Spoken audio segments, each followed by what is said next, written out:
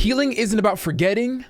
It's actually about remembering, but with a new perspective. But right now, I want to take a wild guess and say that your brain is lying to you. Yep. Because right now, it's only playing back the highlight reel. The kisses, the hugs, the gifts, the late night conversations. But it's leaving out the tears, the silence, the way you felt unseen and unsure about the relationship. Today, we're going to reframe your memory so that you stop romanticizing what broke you. In other words, stop putting the past on a pedestal. Remember that you don't have to change the world. Just don't leave it the same. So live fully, love deeply, and laugh hard. You know why this happens? It's because our mind is trying to protect us from pain. So all of the painful parts of the relationship, the not so fun parts, the unpleasant ones that made you feel sad, upset, anxious, unseen, unheard, questioning whether or not they even still loved you.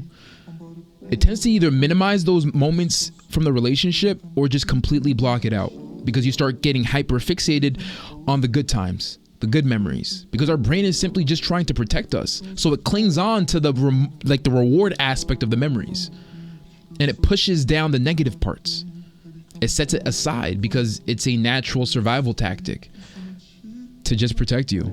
It doesn't make it wrong, but our goal is to make you aware, make myself aware as well, because I'm in this journey alongside with you. And the moment when I first recognized, wait, I was in this weird la-la land, where I remembered when she bought the crumble cookie for me for like the half birthday. It was a joke, but it was sentimental and it was cute, and it actually made me cry because it was just such a warm moment, and I can close my eyes and take myself back there. But then also I need to remember the moment where I didn't hear from her for a week or nearly a week, and I was anxious and my body went into this flight stage. So the goal is not to just hold on to the negative and erase the positive, but it's also not to focus on the positive and do the inverse and erase the negative. The goal is to just ground yourself in the reality, plain and simple, and remove you from this la-la land. That's why you often catch yourself thinking, it wasn't that bad. Maybe I overreacted. Maybe I was too much. Maybe I shouldn't have done that. Maybe I should have done this instead. Like playing back those moments and trying to figure out, like a couple of days ago, the topic was about self-blame. Part of this ingredient from self-blame leads us to place the past on a pedestal, saying that it wasn't as bad as it was. And if it was that bad, it was because we did something to make it that bad. And we kind of forget to hold the other person accountable and hold them accountable in the areas where they should have showed up. They weren't the bad person, but the way that they behaved was bad. They did love you, but the way that they loved you wasn't the way that you needed. That's what this episode is about.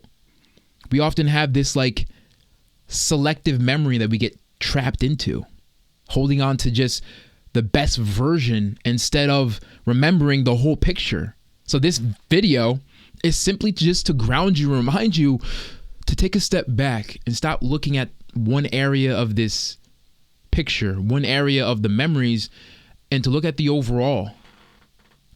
They're not a bad person. They just didn't give you your needs. But you held on to your desires in the process, and you were willing to set aside your needs just to keep them. But they didn't choose you, not because they didn't want you. They probably didn't know how. And look at it from the perspective of you had all this love to give.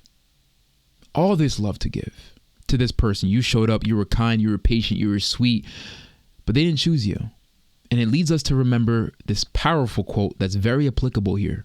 It says, if you can love the wrong person that much, just imagine how much you can love the right one. It sounds cliche, but it's real. And it gives you hope, not this false sense of hope, but this reality of hope. You are capable of loving. And maybe some people come into your life not to love you, but to show you just how deep you're capable of loving. I know you hear me, but are you listening?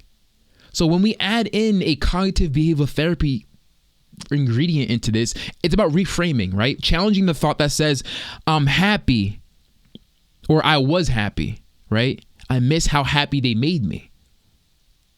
And replacing it with, I also need to remember the times they made me feel anxious, small, and neglected. So it's not about saying, no, I need to focus on the bad and not the good. No, it's about, yes, you can remember the good, but don't forget about the bad in the process. Balance it. So that you stop robbing yourself of the ability to experience joy and happiness ever again. Because the more you start looking at it from this selective memory perspective, the more you start putting the past on the pedestal. So you put the past on the pedestal, and it pulls you out of the present and the future, because you subconsciously tell yourself that right now and tomorrow will never be better than yesterday. Just to simplify it, when you do that, that's literally what you're doing. You're telling yourself that today and tomorrow will not even come close to comparing to yesterday. Meanwhile, in Romans 8 verse 18, it reminds us that the pain you're experiencing cannot compare to the joy that's coming. Ooh, I just thought that right now. It's my favorite verse, and it's very applicable here.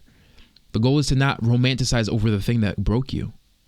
Not romanticize over the very thing that left you in shambles. So, a practical step, I want you to create a full story list. All right, an example would be writing down a happy memory that keeps playing in your head. But then right next to it, write a painful or disappointing moment that balances it out.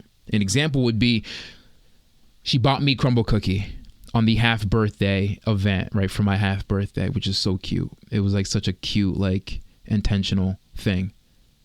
But she also struggled to communicate and left me anxious in this radio silent dark period not too long after. That balances it. Doesn't leave me holding on to this hopeless romantic perspective of, oh, she was so sweet and kind. Yes, she was, but she couldn't give me everything that I needed. I experienced pain in the process just as much as the moments that I felt love. And in this moment, it helps you combat and free yourself from this potential you're holding on to and start shining more light on the pattern that did exist. And I've worked with clients before that say, well, they were good. They did show up from time to time or in the beginning. Yes, that's true. But from the greater scheme, from the bigger picture and perspective, who were they really? That's the pattern. You saw glimpses of the potential. They showed up here and there. But the fact that it was here and there is the problem. The inconsistency is the problem. And we have to remind ourselves, yes, you saw little flashes of who they could be, but those flashes wasn't a consistent bright light.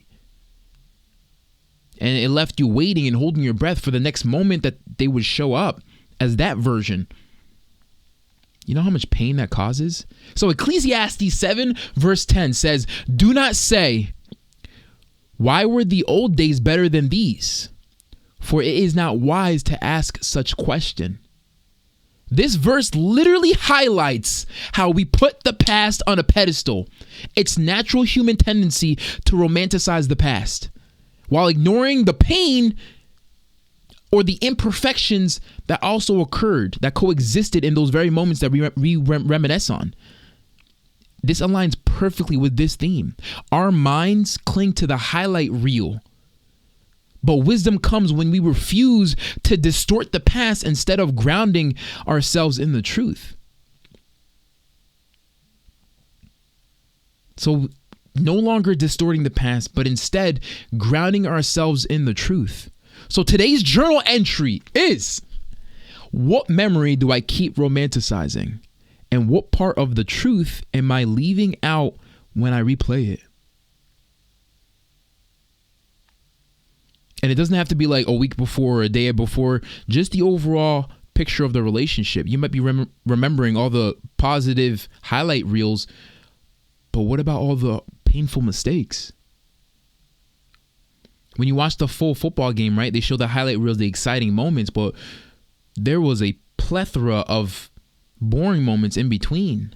Oftentimes, the highlight reels don't really show like the flags that were in the game or the regular 1 yard plays, gains, or whatever it may be, or the false starts. Those little minute moments that were crucial as the overall part of the game, but only shows you the exciting part because that's what people want.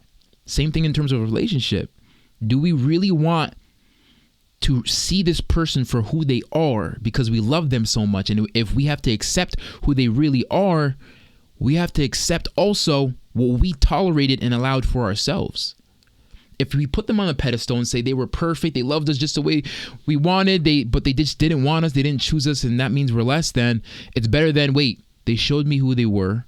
Now I believe them. I deserve better. And you know what? Maybe I settled for less. I tolerated a lot. They couldn't give me what I needed, but I stayed because they were what I desired. And I said my needs weren't that important to me. I was willing to sacrifice and neglect myself just to keep the person I desired. Ultimately meaning, I said my desires were more important than my needs because I desired them. And we end up neglecting ourselves, which is abandoning the parts of ourselves that we need the most out of simply loving or choosing someone. Realizing that by choosing them, we abandon ourselves. Ooh, I know you hear me, but are you listening? So you don't heal by erasing the good. I want you to remember that. You heal by holding on to the full picture. Healing isn't about forgetting what happened or ignoring what happened or putting on, covering your eyes and blindfolding it. No. Healing is about remembering but with a new empowering perspective. Every time you remind yourself of the truth, you weaken the grip of the highlight reel. You weaken the ability that the past has placed you in this stuck period. You dethrone the fact that the past is on the pedestal. It doesn't deserve that position. Not at all. Because the longer it stays in that position, the longer you rob yourself from the happiness and joy that you deserve. And if you need a little bit more accountability, more structure, more guidance, more help, check out the healing community. There's a 7-day free trial. Link is in the description. But until then, I appreciate you from being here. I really do appreciate you for being here. I love you all from the bottom of my heart. This is day, I think, 11. Until next time, I see you tomorrow. Peace from Dees.